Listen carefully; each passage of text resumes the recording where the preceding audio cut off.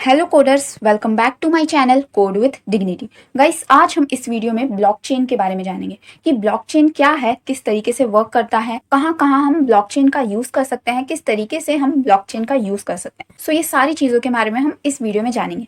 So guys, सबसे पहले ये जान लेते हैं कि ब्लॉकचेन क्या होता है। गाइस, सिंपल लैंग्वेज में कहें तो ब्लॉकचेन एक डेटाबेस होता है जहाँ पे कोई भी डेटा स्टोर होता है। अब ये डेटाबेस क्या है?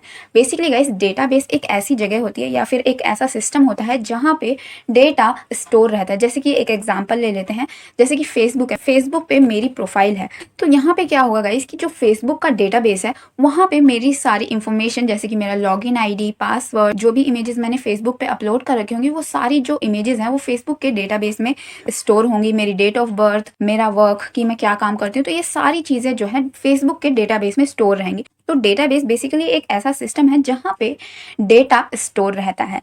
ओके गाइस, तो ब्लॉकचेन भी एक डेटाबेस ही है। सो यहाँ पे गाइस, ब्लॉकचेन को सबसे पहले इंट्रोड्यूस 1991 में स्टुअर्ट हार्वर्ड और डब्ल्यू स्कॉट स्टोरनेटा ने किया था। गाइस, इन्होंने अपना रिसर्च पेपर जारी किया गया था और उसी में ही ब्लॉकचेन का कॉन्सेप्ट आया था। उसी के ही द्वारा, उसी रिसर्च पेपर के द्वारा ही ब्लॉकचेन का कॉन्सेप्ट आया था। पर एक्चुअल इम्प्लीमेंटेशन ब्लॉकचेन का 2008 से शुरू हुआ था। जब गाइस सातोशी नाकामोटो ने बिटकॉइन बनाया था तो उन्होंने ब्लॉकचेन का यूज़ बिटकॉइन के जितने भी ट्रांजैक्शंस हैं उन्हें स्टोर करने के लिए जो है किया था। अब यहाँ पे हम थोड़ा सा और डिटेल में जान लेते हैं ब्लॉकचेन को। सो गाइस, बेसिकली ब्लॉकचेन एक तरीके का डिसेंट्रलाइज्ड डेटाबेस है। डिसेंट्रलाइज्ड डेटाबेस का मतलब क्या है? यहाँ पे गाइस, मैं डिसेंट्रलाइज्ड डेटाबेस के बारे में बताने से पहले आपको सेंट्रलाइज्ड डेटाबेस के बारे में बताती हूँ। सेंट्रलाइज्ड डेटाबेस क्या होता है कि वो बेसिकली एक फिक्स्ड लोकेशन पे लोकेटेड होता है। जैसे कि फेसबुक का डेटाबेस हो गया, गूगल का डेटाबेस हो गया, है ना। और बहुत सी जो है ऐसी कंपनीज हैं जिनका जो डेटाबेस है गाइस वो सेंट्रलाइज्ड डेटाबेस है, मतलब एक ही सिंगल लोकेशन पे लोकेटेड है। तो इसी को ही सेंट्रलाइज्ड डेटाबेस कहते हैं। और डिसेंट्रलाइज्ड डेटाबेस क्या होता है? जो कि एक सिंगल लोकेशन पे लोकेटेड नहीं होता है, वो अलग अलग लोकेशन पे लोकेटेड होता है। तो ब्लॉकचेन एक ऐसा ही डेटाबेस है। यहाँ पे आप देख सकते हो डायग्राम में, बेसिकली गाइस नेटवर्क में जितने भी कंप्यूटर होते हैं, यहाँ पे नेटवर्क का मतलब यही है कि जो भी कंप्यूटर्स, जो भी सिस्टम्स ब्लॉकचेन का पार्ट होते हैं, उन सभी के पास ब्लॉकचेन की एक एक कॉपी होती है। जैसे कि यहाँ पे आप देख सकते हो, ये सारे जो है सिस्टम्स हैं, इन सभी सिस्टम्स के पास ब्लॉकचेन की, पूरे ब्लॉकचेन की एक एक कॉपी रहेगी। तो बेसिकली गाइस, ब्लॉकचेन कहीं एक सिंगल लोकेशन पे नहीं है बल्कि मल्टीपल लोकेशन पे, तो इसी को ही हम डिसेंट्रलाइज्ड बोलते हैं। सो ब्लॉकचेन एक तरीके से डिसेंट्रलाइज्ड डेटाबेस है। यहाँ पे अब नेक्स्ट आता है इम्यूटेबल, मतलब ब्लॉकचेन एक इम्यूटेबल डेटाबेस है। इम्यूटेबल का मतलब क्या है कि हम इसके जो डेटा है, मतलब ब्लॉकचेन का जो भी डेटा बेस है उसमें जो भी डेटा स्टोर है गाइस, उसे हम चेंज नहीं कर सकते हैं। जैसे कि हमारा सेंट्रलाइज्ड डेटाबेस में क्या होता है कि यहाँ पे कोई भी हैकर आके इसे हैक कर सकता है, इसके चांसेस बहुत ज़्यादा हैं compare to blockchain database. Blockchain के कंपेयर में हमारा जो सेंट्रलाइज्ड डेटाबेस होता है गाइस, उसमें हैकिंग के चांसेस ज़्यादा होते हैं। और यहाँ पे गाइस सेंट्रलाइज्ड डेटाबेस में ये भी होता है कि जो भी इस डेटाबेस का ओनर होता है वो भी हमारे डेटा में, मतलब जो भी डेटा होगा डेटाबेस में, उसमें चेंजेस कर सकता है, ये भी चांसेस होते हैं। पर ब्लॉकचेन एक ऐसा डेटाबेस है जहाँ पे कोई भी जो है इसके डेटा में चेंजेस नहीं कर सकता। जो भी डेटा, जो भी रिकॉर्ड जो है ब्लॉकचेन में होंगे स्टोर, उन्हें कोई भी चेंज नहीं कर सकता है, कोई भी हैकर हैक नहीं कर सकता है। जिस वजह से गाइस ब्लॉकचेन एक सिक्योर नेटवर्क है, मतलब एक सिक्योर, कहें कि सिक्योर डेटाबेस है। सो यहाँ पे गाइस, ट्रांसपेरेंट का मतलब क्या है? यहाँ पे मैं आपको ट्रांसपेरेंट का मतलब बताती हूँ। ट्रांसपेरेंट का मतलब ये है कि जो भी रिकॉर्ड, जो भी मतलब ट्रांजैक्शंस होते हैं, मतलब मैंने आपको बताया ही था कि ब्लॉकचेन का मोस्टली यूज़ क्रिप्टो करेंसीज के ट्रांजैक्शंस को स्टोर करने के लिए किया जाता है। तो जो भी ट्रांजैक्शंस होते हैं उन्हें हम ट्रांसपेरेंटली देख सकते हैं। अब यहाँ पे ट्रांसपेरेंटली हम देख सकते हैं उन्हें, तो ये सिक्योर कैसे हुआ? क्योंकि हम जो है ट्रांसपेरेंटली देख सकते हैं, तो मतलब हमें ये भी पता चल जाएगा कि किसने जो है कितने जो है पैसे भेजे किसी दूसरे इंसान को, तो ये सारी इन्फॉर्मेशन तो हम देख सकते हैं। पर ऐसा नहीं है गाइस। बेसिकली गाइस, जो भी ट्रांजैक्शंस हुए हैं, जो भी रिकॉर्ड ऐड हुए हैं ब्लॉकचेन में, वो बेसिकली इंक्रिप्टेड फॉर्म में होते हैं। मतलब जो भी ट्रांजैक्शंस हुए हैं वो इंक्रिप्टेड फॉर्म में जो है स्टोर होते हैं। तो जो भी उस डेटा का ओनर होता है गाइस, वो ही जो है उस डेटा को, वो ही जो है उस ट्रांजैक्शन की इंफॉर्मेशन को डिक्रिप्ट कर सकता है और उसे देख सकता है, मतलब उसमें जो भी इंफॉर्मेशन है उसे देख सकता है। ओके गाइस, तो आई होप यहाँ तक आपको समझ में आ गया होगा कि क्या है ब्लॉकचेन। सो गाइज यहाँ पे आप देख सकते हैं ये यहाँ पे ब्लॉक्स है और यहाँ पे चेन बनी हुई है। तो इसका मतलब क्या है, बेसिकली यहाँ पे मैं ब्लॉकचेन को बताने के लिए जो है इस डायग्राम को क्रिएट किया है मैंने।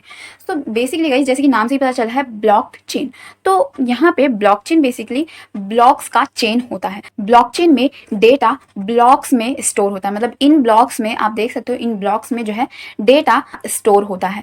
तो बेसिकली गाइस हर एक ब्लॉक की अपनी एक स्टोरेज कैपेसिटी होती है डेटा को स्टोर करने की। अगर गाइस इसमें कोई भी डेटा स्टोर हो गया है तो ये जो है ब्लॉक एक बार भर गया है तो फिर यहाँ पे दूसरा नया ब्लॉक क्रिएट होता है, फिर यहाँ पे इस ब्लॉक को जो है डेटा से भरा जाता है और ये ब्लॉक भर जाता है, फिर नया जो ब्लॉक है वो यहाँ पे क्रिएट होता है। तो इस तरीके से ये वर्क करता है। एंड यहाँ पे गाइस ब्लॉक्स में किस तरीके का डेटा स्टोर होता है ये भी तो पता होना चाहिए आपको।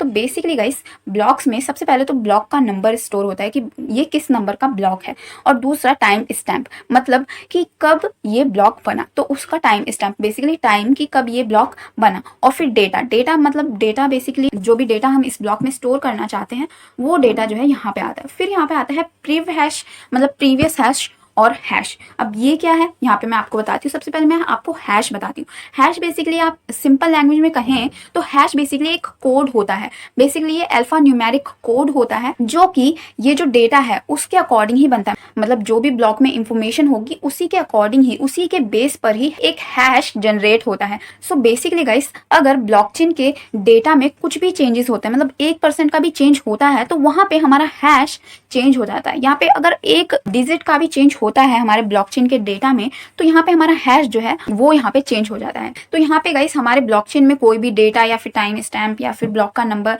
मतलब कुछ भी डेटा हमारे ब्लॉकचेन में होगा, अगर उसमें 1% का भी चेंज हुआ तो हमारा हैश ब्लॉकचेन का चेंज हो जाएगा। ओके गाइस, सो ये है हैश। और यहाँ पे प्रीवियस हैश का मतलब क्या है, बेसिकली ये मैंने लिखा है ये प्रीवियस हैश है।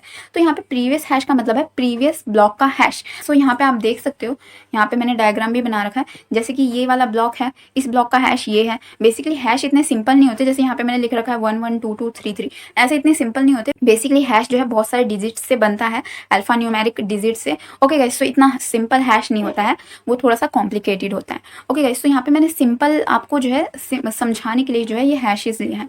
तो यहाँ पे आप मान सकते हो कि इस ब्लॉक का हैश ये है, इस ब्लॉक का हैश ये है और इस ब्लॉक का हैश ये है। तो यहाँ पे प्रीवियस हैश में क्या आएगा कि इस ब्लॉक का प्रीवियस हैश ये वाला होगा, इस ब्लॉक का प्रीवियस हैश ये वाला होगा। यहाँ पे आप देख सकते हो इस तरीके से ये दिख रहा है। प्रीवियस हैश में प्रीवियस ब्लॉक का हैश आता है। यहाँ पे गाइस आप देख सकते हो इस ब्लॉक में ये जो पहला ब्लॉक है, यहाँ पे पहले ब्लॉक का कोई भी प्रीवियस हैश नहीं है। तो यहाँ पे बेसिकली गाइस जब भी ब्लॉकचेन में जो भी पहला ब्लॉक होता है गाइस उसका कोई भी प्रीवियस हैश नहीं होता, क्योंकि वो तो पहला ब्लॉक है। तो उसको बेसिकली हम जेनेसिस ब्लॉक भी कहते हैं। ओके गाइस, तो ब्लॉकचेन का जो भी पहला ब्लॉक होता है उसको जेनेसिस ब्लॉक भी कहते हैं। एंड यहाँ पे गाइस मैं आपको एक और चीज बताना चाहती हूँ।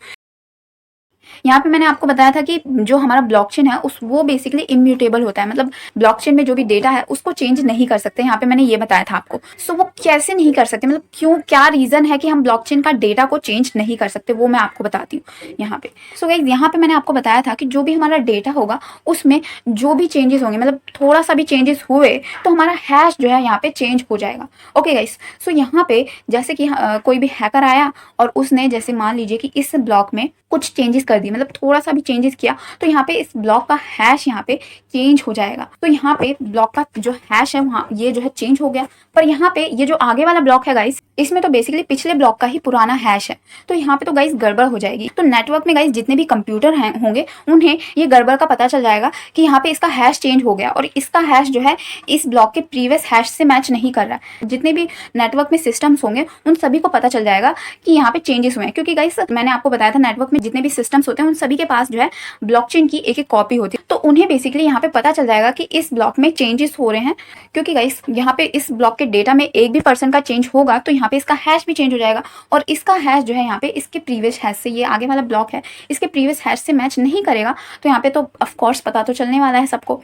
तो यहाँ पे जितने भी सिस्टम्स होंगे वो इस चीज को रोकेंगे। तो ये इस तरीके से वर्क करता है। एंड यहाँ पे ये भी हो सकता है कि हैकर किसी पर्टिकुलर ब्लॉक में चेंज ना करके एक नया ब्लॉक ही ऐड कर दे, नया ब्लॉक ही जो है ऐड कर दे और उसमें गलत इन्फॉर्मेशन डाल दे, ये भी तो हो सकता है। पर ऐसा नहीं है गाइस। जब भी ब्लॉकचेन में कोई भी नया ब्लॉक ऐड होने वाला होता है तो सबसे पहले जो है उसे वेरीफाई किया जाता है। नेटवर्क में जितने भी सिस्टम्स होते हैं उनके द्वारा पहले ब्लॉक को वेरीफाई किया जाता है कि इसमें सही इन्फॉर्मेशन है कि नहीं है, और अगर उसमें गलत इन्फॉर्मेशन होती है तो वो जो है उस ब्लॉक को ऐड करने से मना कर दिया जाता है। तो इसको आप एक वोटिंग की तरह समझ सकते हो, जैसे कि जितने भी सिस्टम्स ब्लॉकचेन के पार्ट होंगे वो सारे लोग वोटिंग करेंगे एक तरीके से कि इस ब्लॉक को, नए ब्लॉक को ब्लॉकचेन में ऐड होना चाहिए या नहीं। तो अगर ज्यादा वोट इसलिए आएंगे कि उस ब्लॉक को ब्लॉकचेन में ऐड होना चाहिए, तो तभी जो है वो ब्लॉकचेन में वो नया ब्लॉक जो है ऐड होता है, अदरवाइज नहीं होता है। तो यहाँ पे एक तरीके से पूरे वेरीफाई किया जाता है उस ब्लॉक को कि उसमें सही इन्फॉर्मेशन है कि नहीं।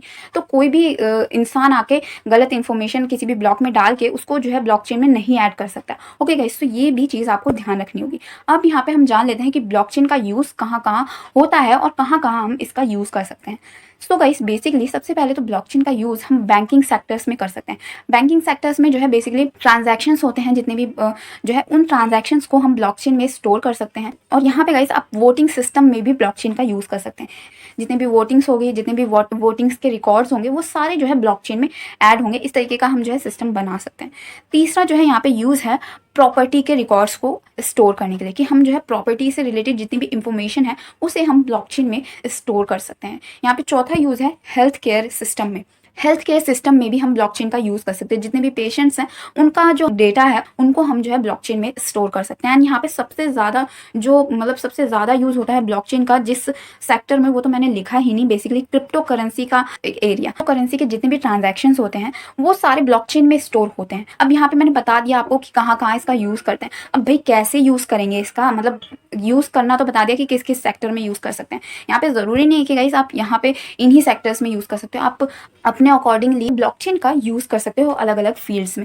ओके गाइस, यहाँ पे मोस्टली जो है इन फील्ड्स में जो है ब्लॉकचेन का यूज़ होता है, तो इसलिए मैंने इनको ही जो है आपके सामने जो है रखा है। सो अब मैं यहाँ पे ये बताती हूँ कि किस तरीके से जो है ब्लॉकचेन का हम यूज़ कर सकते हैं। बेसिकली गाइस, ब्लॉकचेन का इन सेक्टर्स में यूज़ करने के लिए हम जो है नई ब्लॉकचेन को क्रिएट कर सकते हैं कि हाँ, हमने नई ब्लॉकचेन बना दी और उसमें हम जो है अपना डेटा स्टोर करेंगे। या फिर हम कोई एग्जिस्टिंग ब्लॉकचेन का यूज़ कर सकते हैं कोड की हेल्प से। अब ये कोड की हेल्प से किस तरीके से यूज़ कर सकते हैं वो मैं आपको बताती हूँ। बेसिकली गाइस, हम ब्लॉकचेन पर एक तरीके का कोड को डिप्लॉय करते हैं जिसको बोलते हैं स्मार्ट कॉन्ट्रैक्ट। स्मार्ट कॉन्ट्रैक्ट आप बोल सकते हो कि एक तरीके से फाइल होती है जिसमें कोड्स लिखे हुए होते हैं, और इसी को ही हम ब्लॉकचेन पर डिप्लॉय करते हैं। जैसे कि मैं एक एग्जाम्पल के थ्रू आपको बताती हूँ। जैसे कि मेरे पास एक बड़ा सा बिल्डिंग है और मैं जो है उस बिल्डिंग की मालकिन हूँ। मुझे उस बिल्डिंग को किराए पर देना है, मतलब उस बिल्डिंग में जितने भी रूम्स हैं उन्हें जो है किराए पर देना है। तो यहाँ पे मैं ऐसा चाहती हूँ कि कोई मेरे लिए ऐसी एप्लीकेशन बनाए, या फिर मैं ऐसी एप्लीकेशन चाहती हूँ कि कोई भी, मतलब जो भी चाहता है मेरी बिल्डिंग में कमरे को किराए पर लेना, वो मुझे पैसे सेंड करे और मैं जो है यहाँ पे मैं क्या करूं कि उसे किसी पर्टिकुलर डेट तक उसे उसका रूम नंबर अलॉट करूं। अगर उस पर्टिकुलर डेट तक मैं उसको रूम नंबर नहीं देती हूं तो वहां पे क्या हो कि उसको जो है उसका पैसा वापस उसके बैंक अकाउंट में चला जाए। तो इस तरीके से मैं चाहती हूँ। यहाँ पे गाइस हम क्या करेंगे कि स्मार्ट कॉन्ट्रैक्ट में हम इस तरीके की कंडीशन लिखेंगे। इफ एल्स की कंडीशन डाल सकते हैं, जैसे कि आप जावास्क्रिप्ट अगर आपको आती है तो यहाँ पे आप इफ एल्स से समझ सकते हो। तो यहाँ पे गाइस स्मार्ट कॉन्ट्रैक्ट मैंने आपको बता दिया कि सिंपल फाइल होती है बेसिकली जिसमें कोड्स लिखे होते हैं, है ना। तो यहाँ पे मैं कोड में ऐसे जैसे कि कंडीशन बनाऊंगी कि यहाँ पे अगर किसी ने मुझे पैसे ट्रांसफर किए तो मैं उसको किसी पर्टिकुलर डेट तक उसको उसका रूम नंबर अलॉट कर दूंगी, और अगर मैंने उसको उसका रूम नंबर अलॉट नहीं किया उस डेट तक तो उसके जो पैसे हैं उसको वापस उसके पास जो है चले जाएं।